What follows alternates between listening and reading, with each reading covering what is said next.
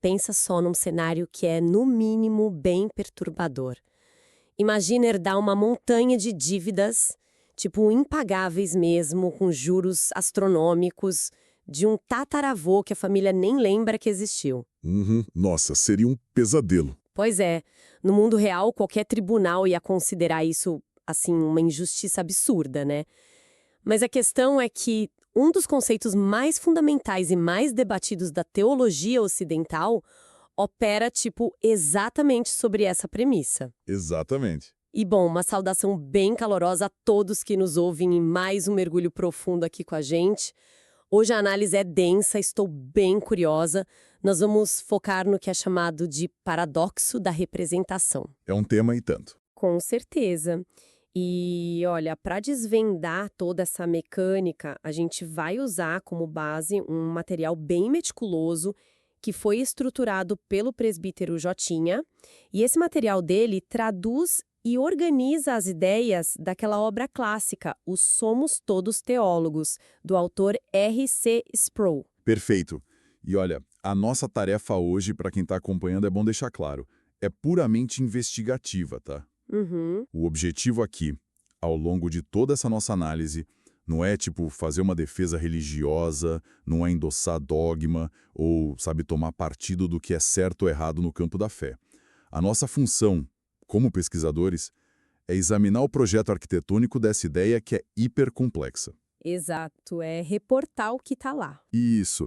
A gente vai observar como as engrenagens lógicas e os argumentos dessa doutrina específica lá do texto original se conectam. Como eles sustentam uma visão de mundo tão influente, né? Tudo isso mantendo uma postura, assim, estritamente intelectual e imparcial. Sou muito focado nisso. Eu vejo isso como examinar a planta de um edifício gigante, sabe? Independentemente da nossa intenção de morar nele ou não. Boa analogia. E a tensão central que atrai a nossa atenção logo de cara e que o material do Sproul e do presbítero Jotinha estabelece super bem é o que eles chamam de dilema da justiça divina. Porque, convenhamos, para a mente moderna, né, ser responsabilizado por uma falha que rolou lá no início dos tempos é muito contraintuitivo. Totalmente contraintuitivo. Então, a grande missão hoje é tentar entender a lógica da coisa. Como que a condenação de uma única pessoa virou, tipo, a base estrutural tanto para a ruína quanto para a salvação da humanidade inteira. A conta parece que não fecha no começo. E não fecha mesmo numa primeira olhada. O desafio histórico que a fonte apresenta pra gente nasce de uma constatação textual que é tipo inescapável dentro dessa narrativa. Tem uma passagem super debatida lá em Romanos 5. Certo. O texto afirma categoricamente que, pelo pecado de um só homem, a morte passou a todos. E detalhe, a morte nesse cenário do texto não é vista só como um fim biológico natural, tipo, envelheceu e morreu. É uma penalidade, né? Exato, é uma penalidade jurídica. E o problema fica ainda mais grave, e o material aponta muito bem isso, quando a gente olha para um período bem específico da história bíblica, que é aquele tempo que vai de Adão até chegar em Moisés. Então, vamos pegar esse fio da meada. Porque esse período específico até Moisés é a chave para esse dilema todo. Porque, tipo, atuando aqui como advogada do diabo agora, Manda. a nossa reação instintiva, né, seria dizer o seguinte: as pessoas são punidas simplesmente porque elas imitam o erro lá do começo, elas escolhem pecar, logo elas sofrem a consequência. É uma ação e reação pessoal. Sim, é o que faz mais sentido numa lógica nossa. Mas, quando a fonte menciona Moisés, parece que muda todo o tabuleiro do jogo, né? Muda completamente o jogo. Porque, veja bem, Moisés representa a introdução formal da lei. Sabe, o Código Penal escrito em pedra, literalmente. Uhum. O argumento que o autor traz é que, mesmo antes de existir esse código explícito, as consequências da penalidade, a morte, já operavam livremente. E aí o texto destaca um fato que é, sim, angustiante para a teologia. Qual? A morte reinava até mesmo sobre infantes, bebês, sabe? Crianças que ainda não tinham a capacidade cognitiva de quebrar uma lei conscientemente ou de, como você disse, imitar a desobediência de Adão de uma forma deliberada. Caramba! E esse é o ponto de ruptura, não é? É o ponto onde a teoria da imitação desmorona. Faz todo sentido. porque a fragilidade da vida num estágio tão inicial, num bebê, destrói aquela premissa de que a gente sofre punição só por escolha consciente ou por uma falha moral deliberada. Exatamente. Se os bebês que, não têm como imitar o pecado também estão sujeitos à mesma penalidade máxima, que é a morte, então o mecanismo de transmissão tem que ser algo muito mais profundo do que só um comportamento que você aprende, né? Tem que ter uma matriz diferente aí. E a literatura teológica que a gente está analisando reconhece assim, o peso, a gravidade desse impasse. O Sproul oferece no material 3 vias, 3 respostas para tentar resolver esse enigma de como a culpa foi transmitida. Tá, e qual é a primeira? A primeira delas o pessoal geralmente chama de o mito. Essa visão sugere que a narrativa do Éden, a árvore, a serpente, é estritamente uma parábola. Ah, tá. Uma alegoria. Isso. Adão não seria uma pessoa histórica, mas sim um símbolo de cada um de nós. Isso significaria que todos nós caímos por nossa própria conta e risco, repetindo essa mesma alegoria durante a nossa vida. Mas a fonte descarta esse caminho mítico bem rápido e com bastante veemência, não é? Com certeza. O texto argumenta que essa abordagem falha em 2 níveis bem críticos.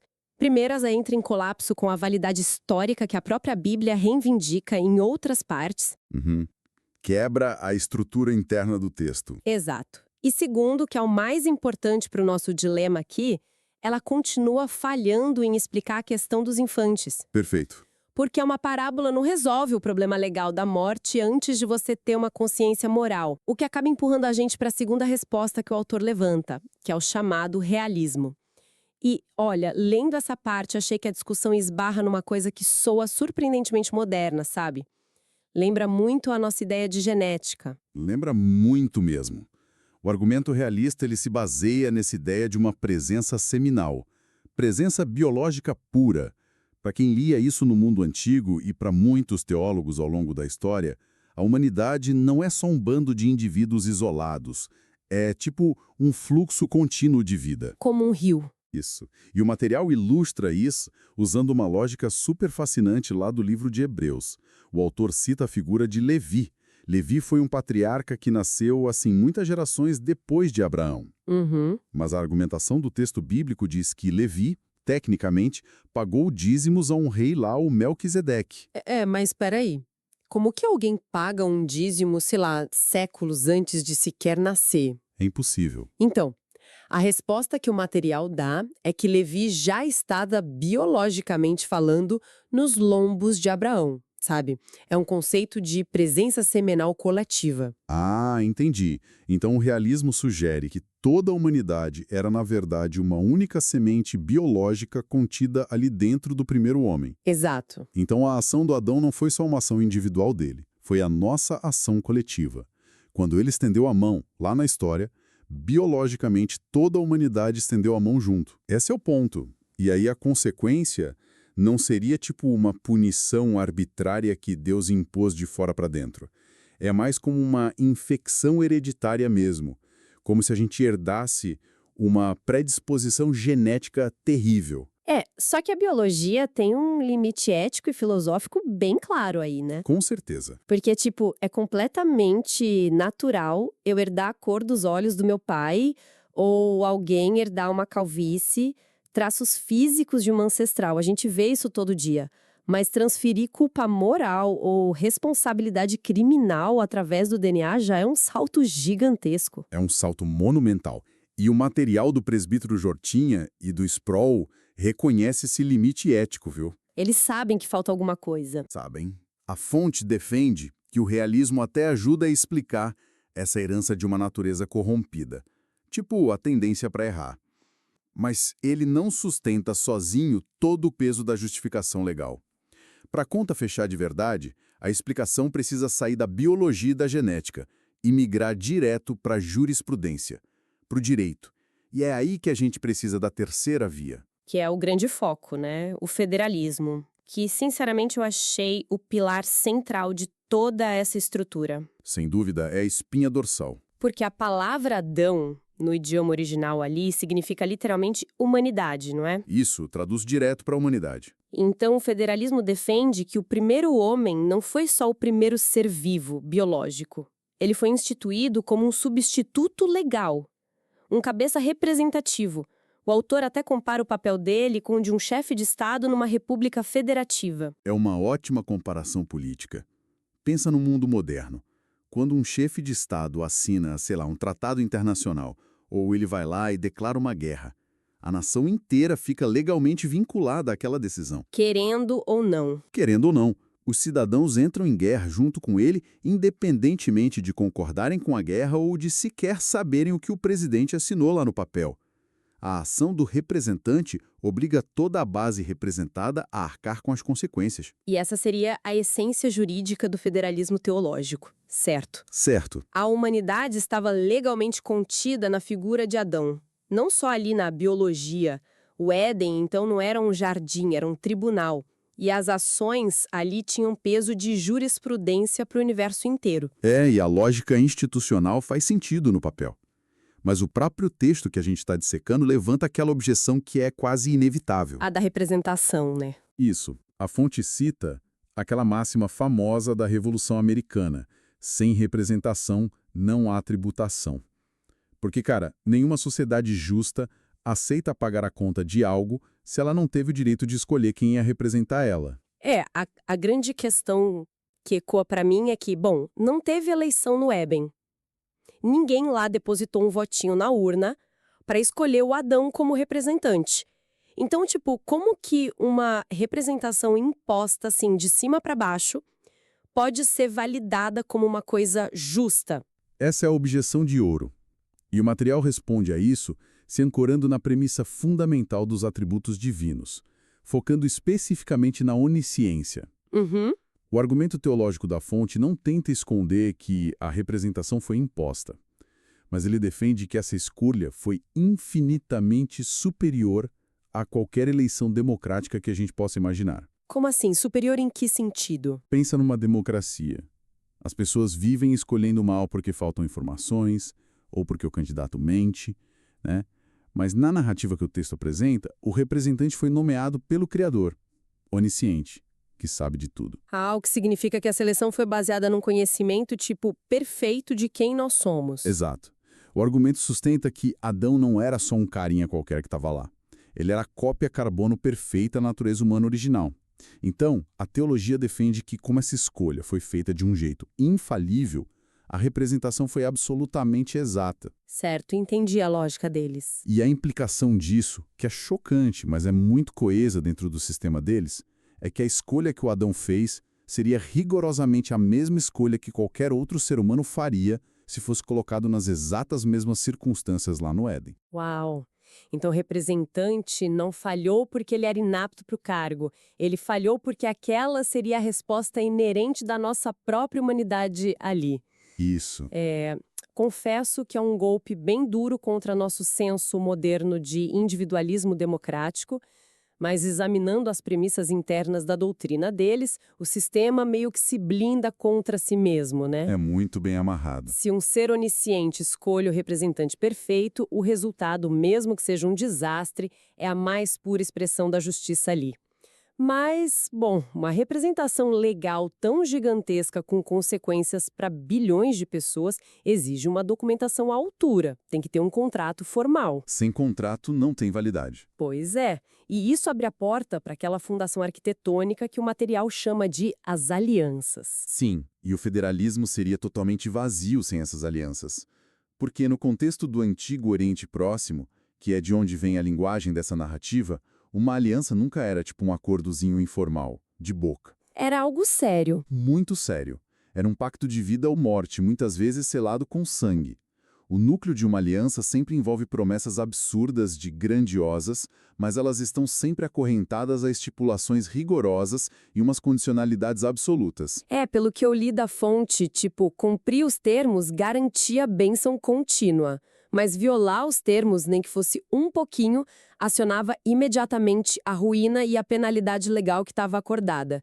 É um contrato, assim, de riscos máximos. E a genialidade da descrição que o Sproul faz, que eu achei fantástica de analisar, é que ele não limita essas alianças só à relação entre Deus e a humanidade ali na Terra. Ele revela como elas operam antes de tudo, na eternidade, dentro da própria essência da Trindade. É a aliança da redenção, né? Isso, ou o acordo eterno. O texto introduz isso como se fosse um conselho trinitário, onde acontece uma divisão de tarefas muito minuciosa, legalmente falando, para solucionar o problema que ia dar com a ruína humana. Essa parte de como as funções são divididas, como se fossem poderes operando de forma harmônica, é muito fascinante de ler. O material descreve o pai como o arquiteto do plano. É ele quem inicia, quem decreta a vontade de salvar e quem seleciona as pessoas representadas.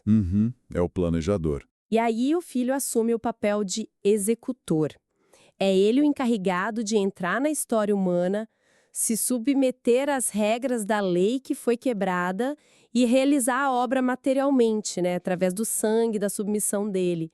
E, por fim, o espírito figura como um aplicador, que é a força que pega esse status legal que o filho alcançou e transforma em realidade, em transformação nas pessoas.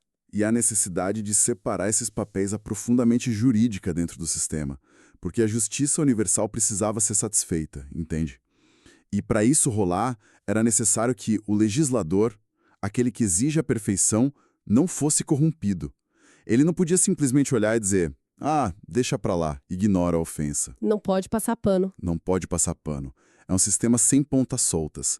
A intenção de salvar, a execução do plano e a aplicação dele, tudo isso opera numa sincronia irretocável. E sabe um detalhe vital que o material enfatizou e que destrói um estereótipo popular enorme? Qual? A fonte sublinha o que eles chamam de suprema harmonia. Fica muito, muito claro ali que não existe um menor indício de conflito de interesses na Trindade. O texto diz com todas as letras que o filho nunca precisou persuadir um pai relutante a segurar a própria fúria, sabe? Sim, essa imagem é muito comum, né? É aquela caricatura meio folclórica que a gente vê por aí de uma divindade bipolar. Tipo um pai raivoso, sedento para punir todo mundo, sendo segurado aos prantos por um Jesus super pacífico que pula na frente do raio. Isso é completamente refutado no material.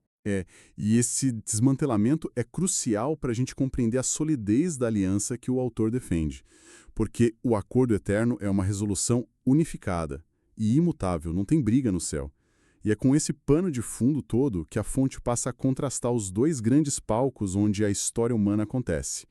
O domínio, que é governado pela aliança das obras, e a jurisdição da aliança da graça. Vamos entrar nesse contraste, então. O cenário da aliança das obras teve como protagonista aquele primeiro Adão, né? Nosso primeiro chefe de Estado. O Éden, como a gente falou, não era só um jardim bonitinho, pitoresco. Era um tribunal em estado probatório. O teste da humanidade. A regra era obediência contínua e perfeita. E a falha nesse teste acionou todas as penalidades do contrato. Ruína e morte para a base representada, para todo mundo. E aí é que entra a resposta definitiva, a aliança da graça, operada pelo segundo Adão, que o texto identifica como Cristo. Exato. Só que aí me surgiu uma curiosidade na hora de ler. A redenção que essa segunda aliança oferece é tipo um retorno ao plano inicial? A salvação é basicamente a humanidade ganhando uma segunda chance, um continue, para voltar para o Éden e tentar não comer a fruta de novo? Olha, uma leitura bem rápida e superficial poderia até sugerir esse lance de apertar o botão de reset. Mas a análise do material é categórica em afirmar que não, de jeito nenhum. O Éden original nunca foi o destino final. Não? Não. Ele era só um período de testes. Voltar para o estágio de teste seria manter a humanidade permanentemente naquele fio da navalha, sabe? Da incerteza de cair de novo a qualquer momento. A redenção, dentro desse referencial que os Pro apresenta, é descrita como uma promoção de glória eterna. Promoção. O termo promoção reconfigura toda a narrativa. Configura totalmente, porque a promoção a esse estado de glória confirmada, de segurança eterna, onde não tem mais queda, era exatamente a recompensa final que o primeiro Adão teria alcançado. E ele não ia alcançar só para ele. Ele teria garantido isso para toda a humanidade se ele tivesse sido bem-sucedido lá nas regras originais. Entendi. Ele ia evoluir de fase, mas ele falhou. Isso. A falha mergulhou todo mundo no abismo. Então o trabalho do segundo Adão não é, tipo, resgatar a humanidade do abismo só para botar ela na beira do precipício de novo num teste novo. É tirar do abismo e entregar direto o prêmio final. a promoção que foi perdida. Faz sentido a lógica. Mas aí me bate outra dúvida. Se o primeiro representante falhou e quebrou o Éden, o que rolou com aquele contrato original? Com aquela exigência inegociável de obediência perfeita?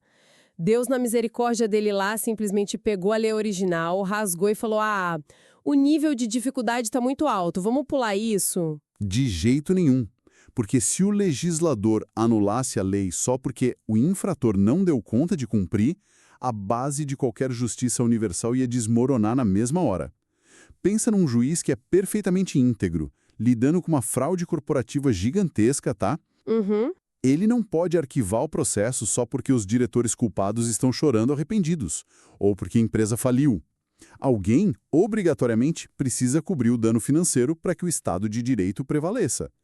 Então, o texto afirma com todas as letras que a Aliança da Graça não anula, de forma alguma, a Aliança das Obras. Então ela continua de pé. Sim, a exigência contratual de obediência perfeita permaneceu intacta e exigindo satisfação plena e total. A conta precisava ser paga até o último centavo. E é para resolver essa pendência absoluta que o material traz o contraste entre o Éden quebrado e o deserto vencido. Bela imagem. Eu achei bem poético até, porque para a justiça não ser violada, o segundo Adão, o Cristo, se inseriu voluntariamente sob a jurisdição exata da mesma lei que a gente tinha quebrado, certo? Certo. Ele entra na mesmíssima estrutura de teste. Ele não se submete só à morte na cruz lá no final. Ele se submete a uma vida inteira sobre os termos originais de perfeição da lei. O material deixa claro que sem essa obediência impecável lá no deserto, durante as provações humanas dele, não ia ter um saldo positivo para ele oferecer depois. A lei exigia a perfeição prática. Isso. A perfeição precisou ser concretizada ali dentro do tempo e do espaço, no dia a dia. E olha, tem uma citação no texto que eu acho que sintetiza todo esse peso argumentativo com uma dose de ironia que é brilhante e muito contraintuitiva.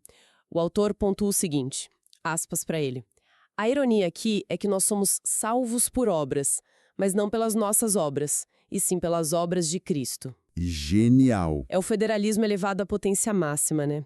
A justificação não acontece porque a divindade ignorou o mérito ou a falta dele. Ela acontece importando o mérito gigantesco de um representante que foi infalível. Exatamente. E aí vem a pergunta de $1 milhão, né? Como que esse mérito todo transita de uma figura histórica lá do passado para mim ou para você hoje, para o indivíduo comum? Como é que essa transferência é sacramentada juridicamente falando? A parte mecânica do processo. Isso. E o material responde a isso, introduzindo a engrenagem que é o centro, a parte mais decisiva de toda a doutrina do pecado e da salvação, a dupla imputação. É nesse momento que a arquitetura legal dele se revela em toda a complexidade. A palavra imputar, ela pertence muito aos tribunais, à contabilidade, né? Ela significa literalmente lançar algo na conta de alguém. Então, a dupla imputação funciona como duas movimentações bancárias monumentais, ocorrendo, ao mesmo tempo, mas em direções totalmente opostas. Exato, duas vias. E a primeira dessas transferências trata justamente do passivo que era impagável. É a transferência da culpa, o débito que era infinito, a ofensa e a rebelião que o texto diz que são inerentes à natureza caída da humanidade, tudo isso é legalmente debitado da nossa conta, da conta humana, e é creditado na conta de Cristo. Ele assume a bronca toda. Ele assume. Diante daquele tribunal supremo que eles descrevem, ele assume a responsabilidade penal que não era dele por natureza, mas que se tornou dele por causa daquela representação voluntária. Tá. E aí a segunda movimentação vem para fechar a conta de forma perfeita, que é a transferência de justiça. Todo o saldo positivo, que é astronômico, aquela vida de obediência ativa e perfeita lá do segundo Adão, do deserto, é creditada na nossa conta, que agora estava vazia de culpa. Fica no azul, né? Fica no super azul. A justiça dele é declarada como se fosse a nossa.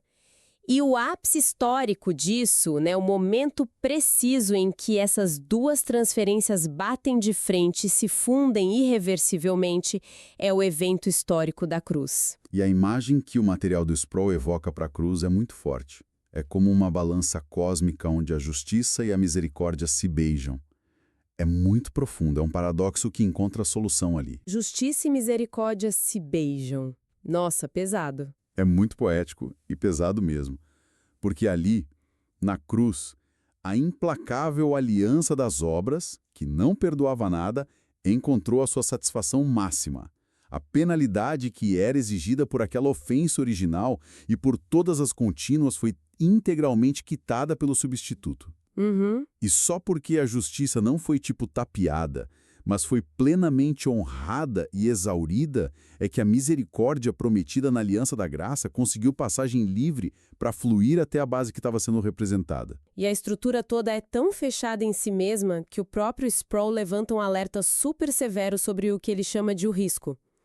E, cara, é um risco de raciocínio lógico muito formidável para qualquer mente que tente rejeitar a parte que é desconfortável dessa doutrina toda. Sim, o pessoal costuma não gostar da primeira parte, né? Pois é. O perigo que ele adverte é o seguinte: a rejeição da condenação herdada acaba destruindo a própria ponte da salvação futura. A lógica que está operando ali não permite que a gente faça um cherry picking, né? Escolher quais partes do contrato legal a gente quer acatar e quais a gente descarta. Tipo um buffet? Não é um buffet. Não é um buffet. Se alguém insiste em rejeitar ferozmente a ideia de que foi justamente representado lá pelo Adão na queda, sabe, dizendo que é uma afronta herdar uma culpa de outra pessoa que eu nem conheço, bom, se a pessoa faz isso, ela está cortando os laços com o princípio teológico da representação em si. Está invalidando a regra do jogo. E, ao anular o princípio, o indivíduo fica totalmente impedido pela própria lógica dele de reivindicar que a justiça de uma outra figura histórica, no caso Cristo, seja atribuída a ele, de forma representativa, para salvar ele. É brilhante e aterrorizante, porque a mesma regra fundamental que incrimina inicialmente a humanidade inteira é, mecanicamente falando, a única regra que possui o poder legal de absolvê-la depois. É um pacote jurídico que é indissociável. Rejeitar o cabeça da queda exige que você encare o tribunal só com seus próprios méritos, que são solitários e cheios de falhas. E isso, dentro da premissa deles, é uma garantia de condenação sem direito a recurso. Sem apelo nenhum. E é essa firmeza inabalável que encaminha a gente para o fechamento que o material traz, que é o que eles chamam de a segurança do nosso representante. E aí que está o grande plot twist. Porque o que inicialmente parecia tipo uma doutrina muito rígida e sombria sobre culpa, herdada e condenação, acaba se transformando na âncora de segurança mais profunda que essa visão de mundo pode oferecer. A virada de chave. Apoia exatamente na mesmíssima estrutura legal impenetrável que permitiu a condenação em Adão. Não muda a estrutura. Então a dependência sai dos ombros instáveis de cada pessoa. A conclusão que o texto expõe é que a salvação nunca dependeria da frágil, hesitante e, convenhamos, comprovadamente ineficaz capacidade nossa, do indivíduo, de tentar manter lealdade a qualquer aliança. A gente sempre quebra. A gente sempre quebra. A eficácia, no final, repousa integralmente sobre a excelência que já foi finalizada pelo novo cabeça federal, operando de forma vicária por nós. É uma transferência total de confiança. Sai do comportamento pessoal, do nosso umbigo, e vai para o mérito do substituto que é perfeito. E essa é a grande essência do pensamento que o Sproul sistematiza nesse material que o presbítero Jotinha trouxe. O alívio teológico, surge dessa percepção clara de que a justiça que Deus exigia foi prestada por um representante que não tem como falhar. E isso torna a base das pessoas que são representadas inatingível perante a lei. O caso foi encerrado a favor delas. Olha, depois de atravessar toda essa jurisprudência cósmica, a arquitetura disso impressiona demais. Demais, é muito coesa.